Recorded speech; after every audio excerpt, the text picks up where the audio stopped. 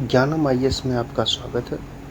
जैसा कि मैंने इससे प्रीवियस वीडियो राष्ट्रपति के त्यागपत्र से संबंधित बनाया था, तो मैंने सोचा क्यों ना इससे संबंधित कुछ क्वेश्चन को भी किया जाए, जिससे सभी का क्या पढ़ाया गया वो रिवीजन भी हो जाएगा और थोड़ी तथ्यात्मक जानकारी भी हो जाएगी।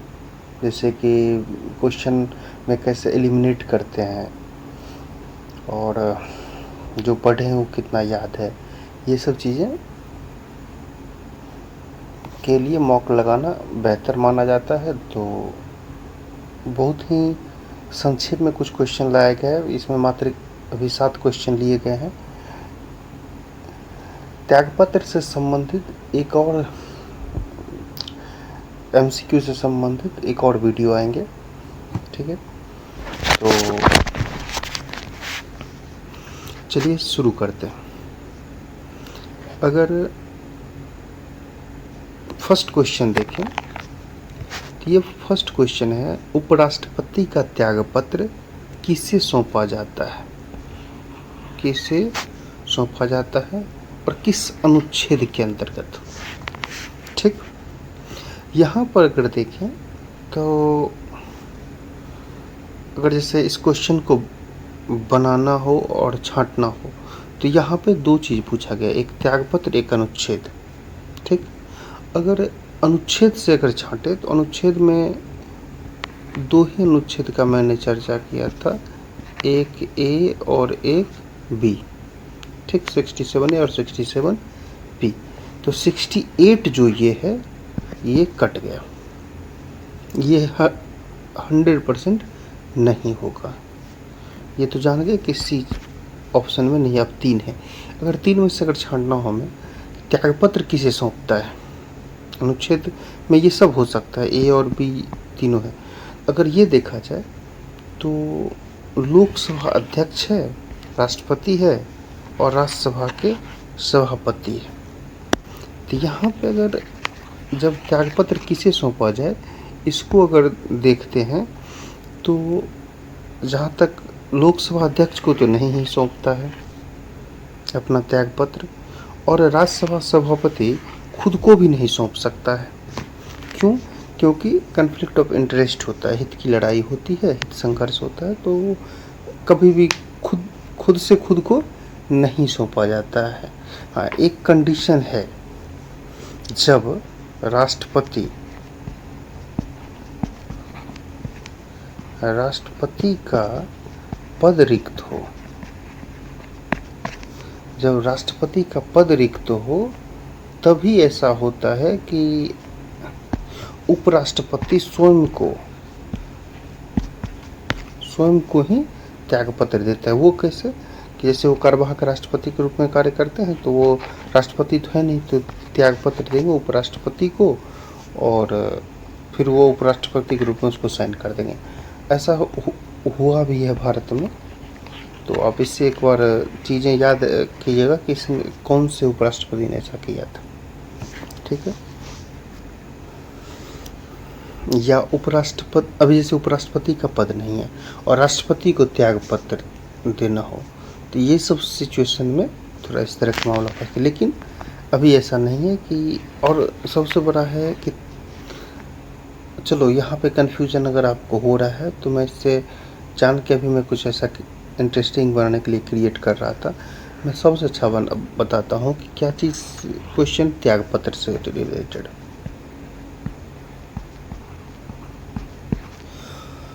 और मैंने 2 अनुच्छेद बताया था, एक ए और एक बी, जिसमें त्यागपत्र से संबंधित सभी ए है, बस यही याद रखिएगा। और बी जो है ये अयोग्यता के स्थिति में जब राज्यसभा और लोकसभा के द्वारा पारित विधेयक होती है उसके बाद बी का जिक्र आता है। तो ये बी वाला डी पहले कट गया, ये अनुच्छेद नहीं मिल रहा ये। अब आपको कन्फ्यूजन अगर तथ्यात्मक रूप से देखा जाए तो 67 हाँ,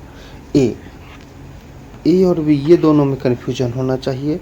और उसमें भी बात की जाए, यहाँ लोकसभा अध्यक्ष है, ये होगा नहीं तो सिर्फ ए होगा, ठीक है। तो ये समझ गए कि ए क्यों होगा, ए होगा।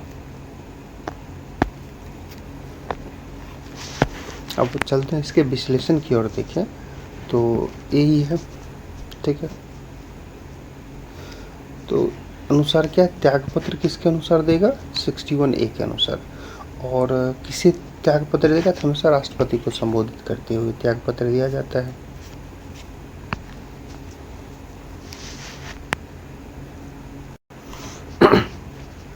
अब चलते हैं क्वेश्चन नंबर 2 पे।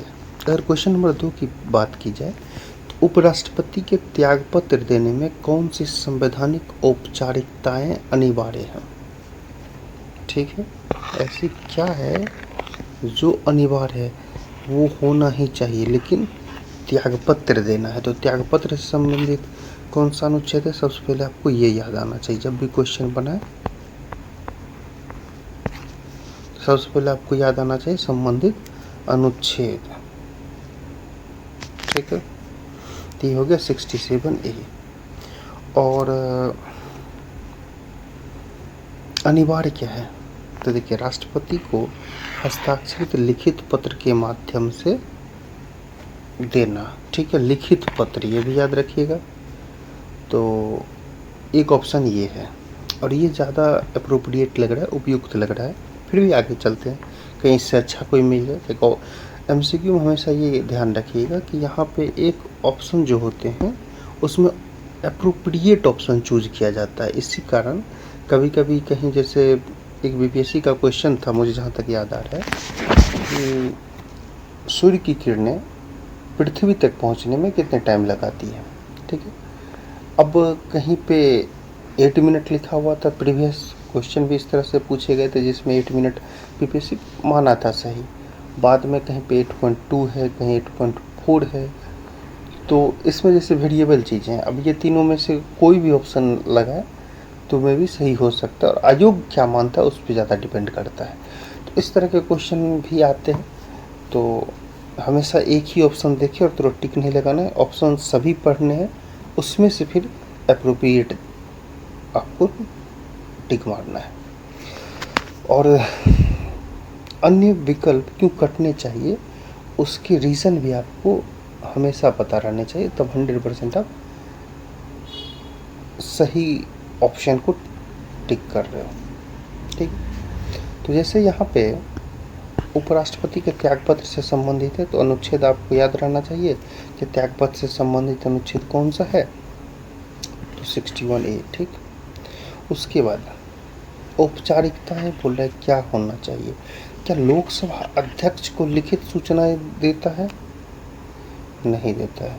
संसद की मंजूरी चाहिए, नहीं चाहिए। क्यों नहीं, क्योंकि त्यागपत्र में कोई संवैधानिक बाध्यताएं नहीं है, ये प्रीवियस वीडियो में आपको बताया गया है, इसीलिए ये तो खत्म।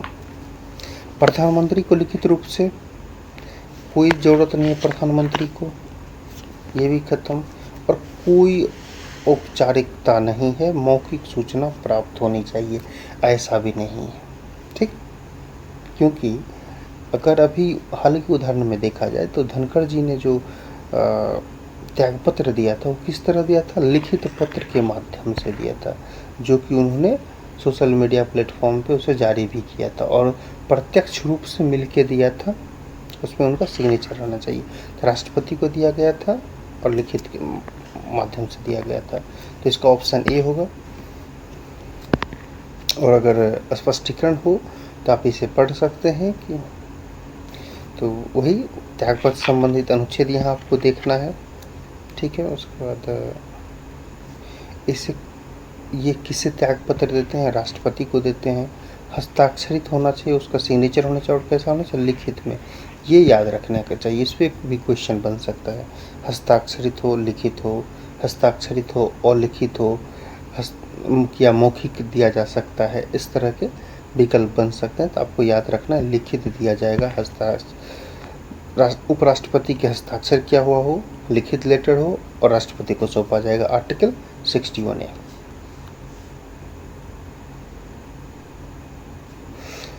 और इस पत्र को राष्ट्रपति को प्राप्त होते हैं, ये भी बहुत ही महत्वपूर्ण कीवर्ड है, और ये आप याद रखिएगा, क्योंकि ये आने वाले समय में फंसा सकता है कि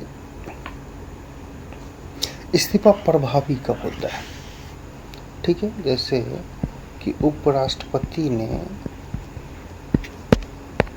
राष्ट्रपति को इस्तीफा तो दे दिया, लेकिन ये इस्तीफा प्रभावी कब होगी, अपनी प्रभाव इफेक्ट में कब आएगी, इफेक्ट में कब आएगी, तो ये राष्ट्रपति को जैसे प्राप्त होगा उनका इस्तीफा, उसी समय से प्रभावी हो जाता है। ठीक है, इन बड़ी मिन्यूट चीज़ों को आप लोग याद रखिएगा। अगर अब अगले क्वेश्चन की ओर चला जाए, तो ये क्वेश्चन है, ठीक, अब उपराष्ट्रपति के त्यागपत्र से संबंधित मैंने कल मुख्यतः 3 उपराष्ट्रपतियों का जिक्र किया था। ठीक है, मैंने 3 उपराष्ट्रपति का ऐसा जिक्र किया था जो कि त्यागपत्र दे चुके थे। एक रिसेंटली धनखड़ जी हैं जो 22 जुलाई को त्यागपत्र दिए थे। उसके बाद मैंने बीवी गिरी का जिक्र किया था और आर वेंकट रमन का जिक्र किया था। ठीक, फिर चलते हैं कि यहाँ अब क्वेश्चन क्या पूछा जा रहा है, मैं तो बस यूँ ही रिवीजन करवा दिया। त्यागपत्र दिया है, यहाँ तक सही है, अनुच्छेद भी आपको याद है और किसे देना चाहिए ये भी याद है, कब से लागू होगा आपको ये भी जानकारी प्राप्त है। अब यहाँ पूछ रहा है कि राष्ट्रपति चुनाव लड़ने के उद्देश्य से इस्तीफा दिया। अब कौन कौन ऐसे थे जो राष्ट्रपति चुनाव लड़ने के उद्देश्य से ही त्यागपत्र दिए थे। ठीक है, अब यहाँ पे बात की जाए तो 3 ऑप्शन है, बीवी गिरी है, वेंकट रमन है। ये दोनों राष्ट्रपति चुनाव लड़ने के लिए त्यागपत्र दिए थे। अगर आपको ऐसा मानते हैं तो ये पे टिक लगा सकते हैं। अगर ये मानते हैं कि शंकर दयाल शर्मा और के आर नारायणन भी ने भी राष्ट्रपति चुनाव लड़ने के लिए ही त्यागपत्र दिया था, तो इनको भी टिक लगा सकते हैं। फिर आता है भैरव सिंह शेखावत और जगदीप धनखड़। तो जगदीप धनखड़ का क्या कारण रीजन है, स्वास्थ्य कारण, ये सभी जानते हैं, इनका है स्वास्थ्य रीजन। जब चुनाव लड़ने के लिए भैरव सिंह शेखावत ने दिया था, तो अगर यहाँ पे बात की जाए तो इसका थोड़ा ट्रिकी है और ज़्यादा ही फैक्चुअल है। आपको अगर ये सारे तथ्य पता ना हो एक्यूरेटली तो आप इस नहीं उत्तर दे पाएंगे इसका। ठीक है, अब यहाँ पे चलते हैं कि इसका उत्तर होगा क्या है, तो इसका उत्तर होगा डी। ठीक है, इसका उत्तर होगा डी। तो जहाँ तक बीवी गिरी और वेंकट रमन जी की बात है, तो ये दोनों का फिक्स है कि इन्होंने जो दिया था त्यागपत्र, वो राष्ट्रपति चुनाव के लिए ही दिया था। बीवी गिरी ने 1969 में, जिसके कारण कांग्रेस का विभाजन भी बना था और ये राष्ट्रपति के रूप में निर्वाचित हो गए थे। आर वेंकट रमन 87 में चुनाव लड़ने के लिए दिया था। अब आते हैं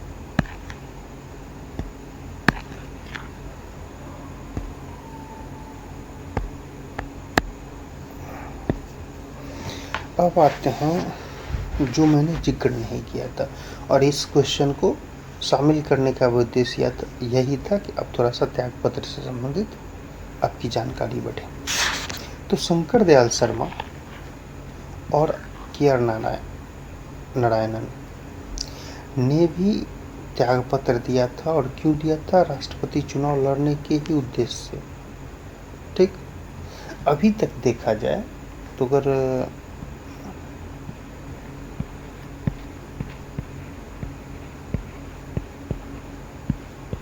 उपराष्ट्रपति के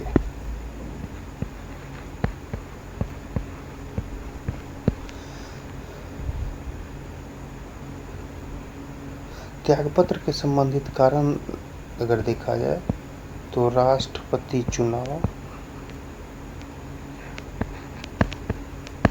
के कारण राष्ट्रपति चुनाव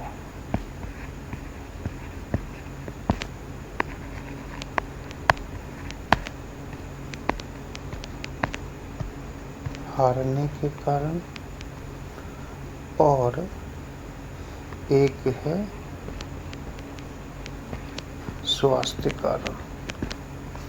स्वास्थ्य कारण में अगर देखें तो ये धनखड़ जी हो गए। राष्ट्रपति चुनाव हारने जैसे उम्मीदवार के रूप में जैसे कोई उपराष्ट्रपति है, वो राष्ट्रपति के उम्मीदवार के रूप में खुद को उसमें भाग ले लिए, लेकिन भाग लेने के बाद मान लो हार गए, तो क्या होगा, त्याग पत्र दे दिए। तो क्या ऐसा हुआ है? हाँ हुआ है। भैरव सिंह शेखावत जी थे, 2007 में राष्ट्रपति चुनाव हारने के बाद उन्होंने त्याग पत्र दे दिया।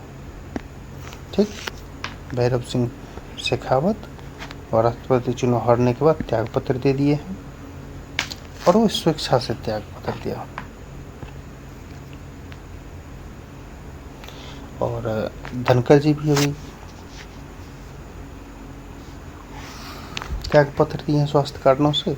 और जितने भी उपराष्ट्रपति है, Shankar Dayal Sharma, K R. Narayanan, B V. Giri, R. Venkataraman, 4 जो हैं ये सभी किस लिए हैं? राष्ट्रपति चुनाव लड़ने के लिए। भैरव सिंह शेखावत 4, 1, 5, 1, 6, धनखड़ जी का नंबर 6 पे आता है। उपराष्ट्रपति से राष्ट्रपति चुनाव लड़ने के लिए। अब क्वेश्चन नंबर 4 देखें तो जैसे त्यागपत्र अब उपराष्ट्रपति दे दिया, ठीक, तो पद कब से रिक्त माना जाता है? तो यहाँ है त्यागपत्र प्राप्त करते हैं, त्यागपत्र स्वीकार करते हैं, संसद की मंजूरी मिलने के बाद, नए उपराष्ट्रपति के पद ग्रहण करने के बाद। तो अगर काटना हो तो 2 तो पहले अब बिना कन्फ्यूजन के काट सकते हो कि कोई व्यक्ति त्यागपत्र दे रहा है तो उसमें संसद की मंजूरी की क्या आवश्यकता? त्यागपत्र तो स्वेच्छा से दिया जाता है, तो सी कट गया। पद ग्रहण करने तक जब वो त्यागपत्र ही दे दिया तो पद ग्रहण कर किसी नए उपराष्ट्रपति के पद ग्रहण करने तक का इंतजार कोई क्यों करेगा? तो ये ऑप्शन भी कट गया। अब जो बचता है वो मूलतः आपके पास बचता है 2 ऑप्शन, ठीक है। वो 2 ऑप्शन क्या है? एक है त्यागपत्र प्राप्त होते हैं और है त्यागपत्र स्वीकार करते हैं, ठीक है। तो अगर जैसे मैंने अभी एक क्वेश्चन आया था और रिपीट भी किया था कि जैसे कब से प्रभावी होता है, तो प्रभावी कब से होता है, क्वेश्चन ऐसे भी पूछा जा सकता है। इसी क्वेश्चन को रिक्त नहीं यहाँ पे देगा, बोलेगा त्यागपत्र कब से प्रभावी होता है, ठीक। तो अगर इसको देखा जाए तो उसमें था कि त्यागपत्र जैसे राष्ट्रपति को प्राप्त होगा वो प्रभावी हो जाएगा। तो यहाँ भी वही ऑप्शन मारेंगे ये।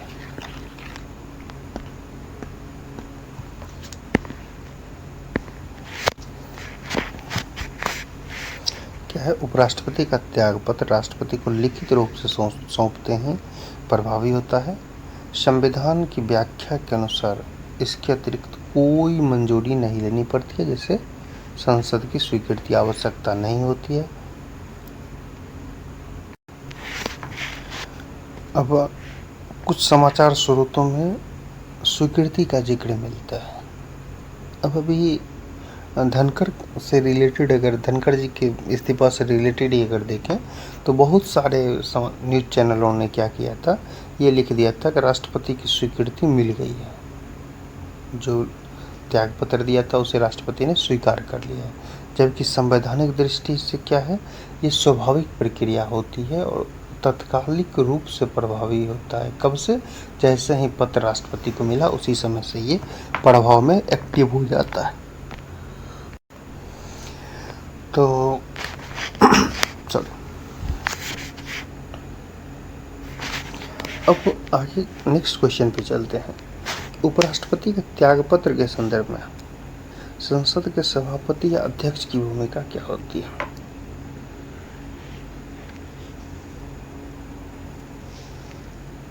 ठीक है, इसकी भूमिका, इस क्वेश्चन को देखा जाए तो थोड़ा सा यहाँ पे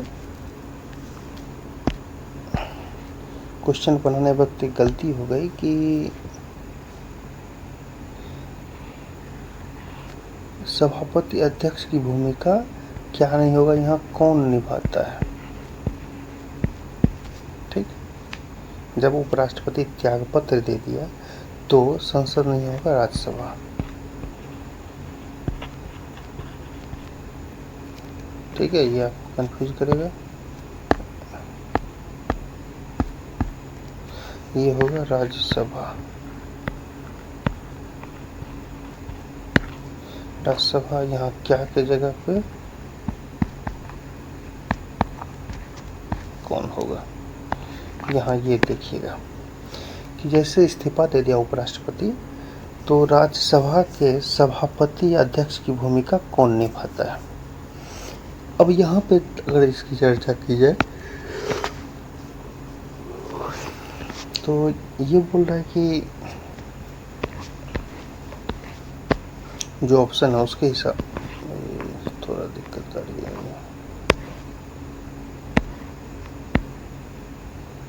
चलिए, तो दो चीज़ों में करेक्शन करना है, वो याद रखिएगा। एक संसद के जगह राज्यसभा और क्या की जगह कौन। ठीक, तो उपसभापति पद रिक्त होने पर सभापति, यहाँ कॉमा देगा, विदाउट कॉमा गई है, पढ़ने में दिक्कत हो रही है। राज्यसभा के उपसभापति कौन, ड्यूटी चेयरमैन जो होते हैं, जो अभी हरिवंशी है। सभापति तो कौन संभालता है, सभापति की भूमिका कौन निभाता है, तो उपसभापति। ठीक है, लोकसभा अध्यक्ष राज्यसभा की अध्यक्षता करता है। एक ये है, कोई विशेष कार्यवाहक प्रावधान नहीं है, इस्तीफा सीधे राष्ट्रपति को सौंपा जाता है। राष्ट्रपति स्वयं एक अंतरिम उपराष्ट्रपति नियुक्त करता है। देखिए, सभापति की भूमिका कौन निभाएगा, मेनली क्वेश्चन ये है। इसमें समझने के थोड़ा कंफ्यूजिंग सेंटेंस दिया गया है, लेकिन अगर क्वेश्चन को अगर समझा जाए तो सभापति की भूमिका कौन निभाएगा। अब हम लोग छांटना चालू करते हैं। अगर यहाँ पे ये देखा जाए तो सबसे पहले ये सोचिए कि लोकसभा अध्यक्ष का राज्यसभा में कोई कार्य नहीं है, वो अध्यक्षता कभी राज्यसभा का करता ही नहीं है, चाहे किसी भी स्तर पे हो और किसी भी परिस्थिति हो। हाँ, अध्यक्षता कब करेगी, संयुक्त अधिवेशन में। केवल एक आधार है कि जब संयुक्त अधिवेशन, लोकसभा और राज्यसभा दोनों का संयुक्त अधिवेशन होता है तो उसकी अध्यक्षता लोकसभा अध्यक्ष को देता है। अगर वो अनुपस्थित हो तो फिर जब लोकसभा अध्यक्ष से संबंधित वीडियो बनाएंगे तो उसमें कर देंगे, एक इसकी प्रोसेस है। लेकिन लोकसभा अध्यक्ष और किसी लोकसभा की अध्यक्षता और संयुक्त अधिवेशन की अध्यक्षता के अलावा किसी भी सदन की अध्यक्षता नहीं करता है। तो ये यहाँ पे हो गया। कोई विशेष कार्यवाहक प्रावधान नहीं है, इस्तीफा सीधे राष्ट्रपति। ठीक है, इस्तीफा सीधे राष्ट्रपति को सौंपा जाता है, ये सही है, लेकिन अध्यक्ष की भूमिका कौन निभाता है इससे संबंधित नहीं थी, ये भी ऑप्शन सही नहीं है। अंतरिम उपराष्ट्रपति नियुक्त करता है, ऐसा कुछ नहीं है, क्योंकि अंतरिम उपराष्ट्रपति नहीं बल्कि सीधा उपराष्ट्रपति का निर्वाचन किया जाता है। तो ऑप्शन बचा कौन, ए। तो कार्यवाहक उपराष्ट्रपति का क्या है, प्रावधान ही नहीं है, देखिए। ठीक है, और उपराष्ट्रपति क्या होते हैं, वो स्वतः हो जाते हैं। उपराष्ट्रपति का चुनाव होता है तो स्वतः हो जाते हैं कि राज्यसभा का सभापति कौन होगा, उपराष्ट्रपति। और जैसे त्यागपत्र दिए तो राज्यसभा में क्या हो गई, रिक्ति हो गई। अब यह रिक्ति को पूरा कौन करेगा, तो उपसभापति। और ये कैसा, अस्थायी रूप से, ये नहीं परमानेंट हो जाएंगे उसके पूरे कार्यकाल, जो बचे हुए कार्यकाल के लिए नहीं, अस्थायी होते हैं। जब नया सभापति निर्वाचित होकर आएंगे या उपराष्ट्रपति निर्वाचित होकर आएंगे तो ये फिर उनके कार्यभार, जो सभापति के कार्यभार होंगे, उसे रिलीज कर दिए जाएंगे, छोड़ दिए जाएंगे। ठीक। और फिर अगर लोकसभा अध्यक्ष की बात की जाए तो कोई संबंध ही नहीं होता है। अब चलते हैं उपराष्ट्रपति के त्यागपत्र के संबंध में संविधान में कोई स्पष्टता या न्यायिक व्याख्या किस विषय को उभरती है? तो ये मेन न्यायिक व्याख्या या कोई अनक्लियरिटी आती है, कोई चीज़ स्पष्ट नहीं होता, वैग्यू होता है, एम्बिगुअस होता है, तो किस रूप में उभर सकती है? तो 61A को देखें।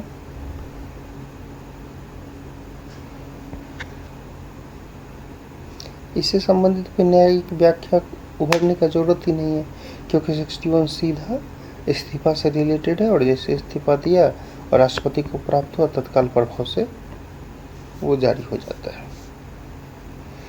अनुच्छेद 67 ग के इस्तीफे की स्थिति में लागू।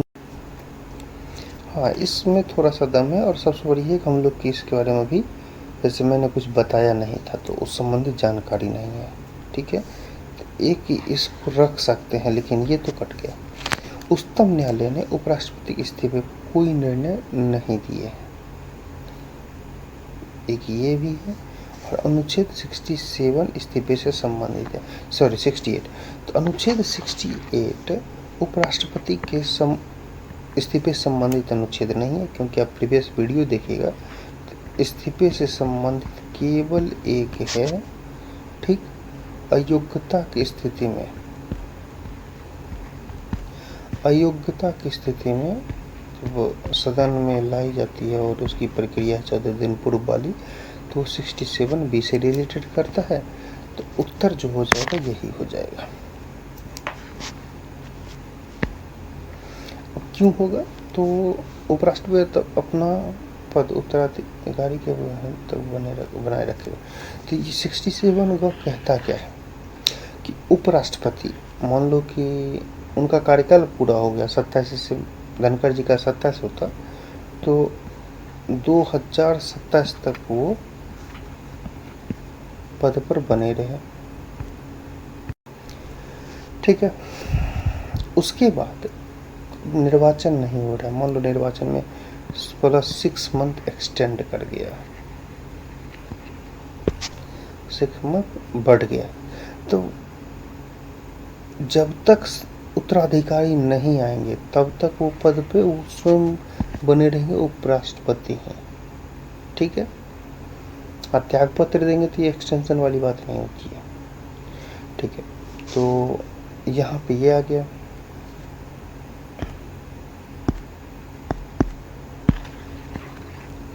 तो लेकिन जब इसका विश्लेषण किया जाए, इस अनुच्छेद का,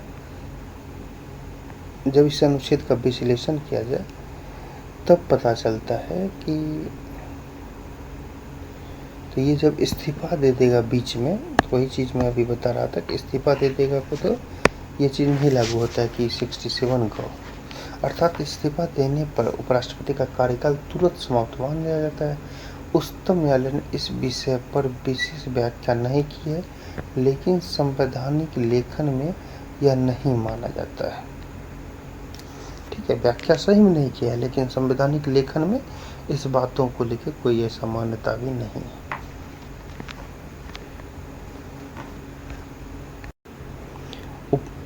जुलाई 2025 में इस्तीफा क्यों दिया था? राष्ट्रपति चुनाव लड़ने के लिए। लोकसभा अध्यक्ष भ्रष्टाचार के विरुद्ध होने पर देखो, ना ही उनका 5 वर्ष कार्यकाल पूरा हुआ, भ्रष्टाचार लोकसभा अध्यक्ष के रूप में ऐसा कुछ नहीं है। राष्ट्रपति चुनाव के लिए, राष्ट्रपति चुनाव कभी कोई होने ही नहीं वाली है, तो ये भी गलत है। तो सारा ये कट गया, सिर्फ ये स्वास्थ्य कारण हो गया।